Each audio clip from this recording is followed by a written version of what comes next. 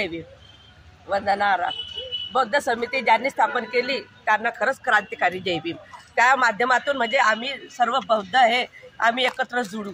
विशेष म्हणजे महिलांनी सुद्धा जास्तीत जास्त आम्ही प्रयत्न करू बौद्ध समाजाला कसं म्हणजे हे करायचं आणि पाठीशी म्हणजे कसं हे लोक घालत आहे।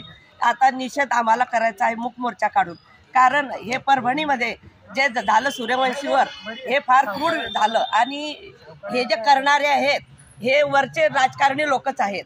कारण ते आपल्याला जसे कुत्र्याला हड्डी टाकतात तसे हे हड्डी टाकतात आणि गंमत पाहतात, जसे तुम लढो हम कपडे संभाळते अशी गत ही आपल्या बौद्धांची करत आहे।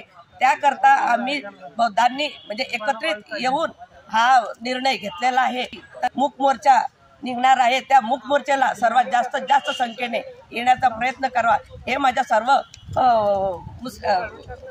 बौद्ध समाजांना माझं सांगणं आहे की महिलांनी सुद्धा याच्यामध्ये अग्रगण्य भाग घ्यायला पाहिजे। कारण महिलांनी सुद्धा बघायला पाहिजे की कुठं आपल्या महिलांवर सुद्धा अत्याचार झालेले आहेत आणि म्हणजे लहान मुलीवर अल्पवयीन मुलीवर पण सुद्धा बलात्कार झालेले। महिलांनी जागृत व्हायला पाहिजे, म्हणून जास्त संख्येने येण्याचा प्रयत्न करावा हे माझ्या सर्व बांधवांना माझे सांगणे आहे।